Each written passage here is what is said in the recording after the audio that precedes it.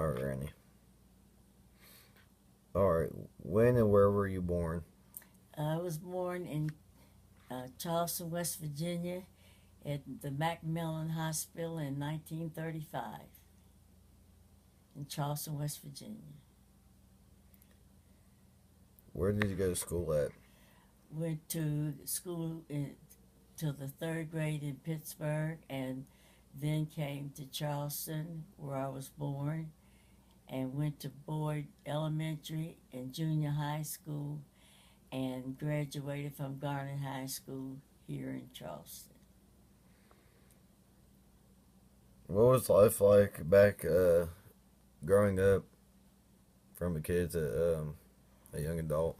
Well, we had everything was segregated, and we went to different schools, and we had our own schools, and we weren't allowed to go to the movie theaters and to sit down in restaurants.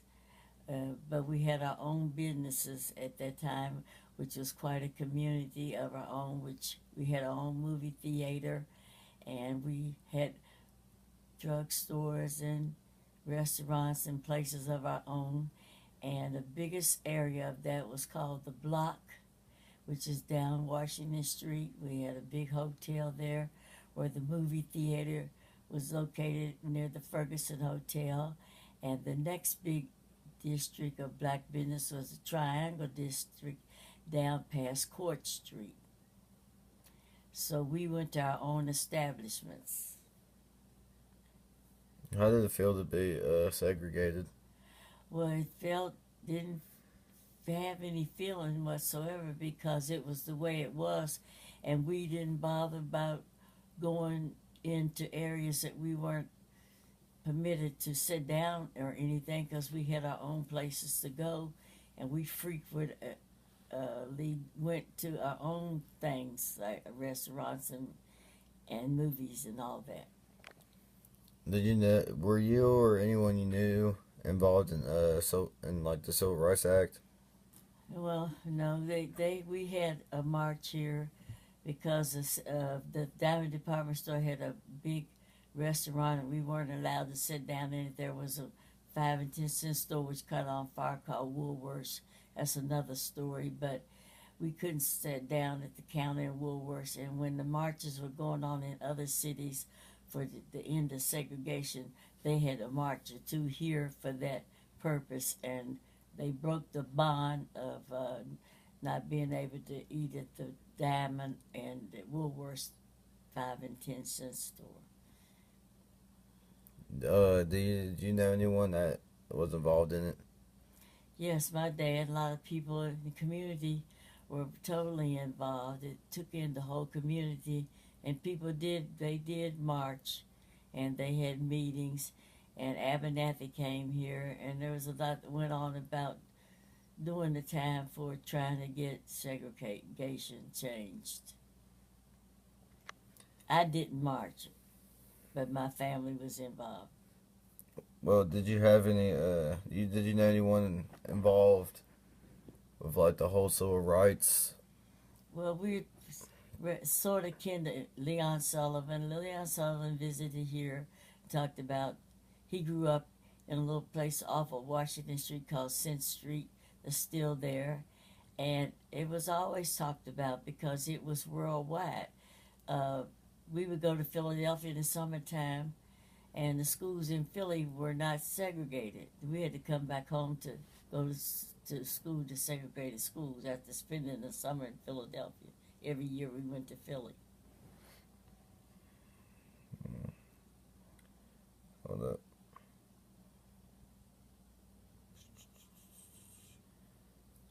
Is it like really different? Well, do you see any change from how it was back then to now?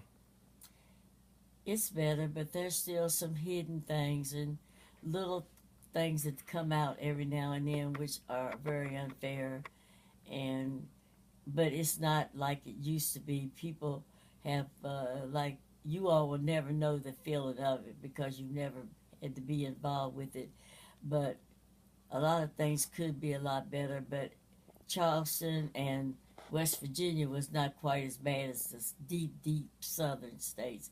So we didn't encounter too much of a problem like being, it's more problems now seemingly than it was before integration. You have any like interesting stories to tell of like you growing up?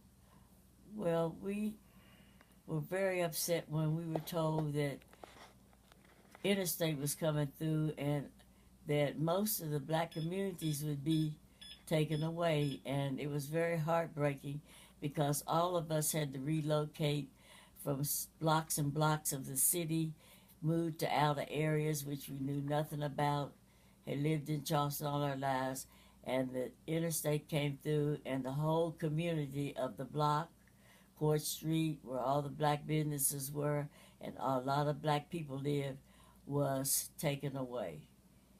And that's when they started the change in Charleston, West Virginia. Now, integration took place at the schools, and I had a sister who had gone to school all her life at black schools. She had to go to one of the biggest schools in the city called Charleston High School and graduate. She only went there 1 year, but she couldn't graduate from the black school. They had integrated. The law said that they had to go to the white school. But the most terrific upset in my life was when we watched them bulldoze all our homes down and we had to move away from where we had grown up and lived our whole lives. I was gonna say, do you want to talk about how like you lost your teeth? Cause I'm like, it's an interesting story about how like white people like treated black people. You understand what I mean?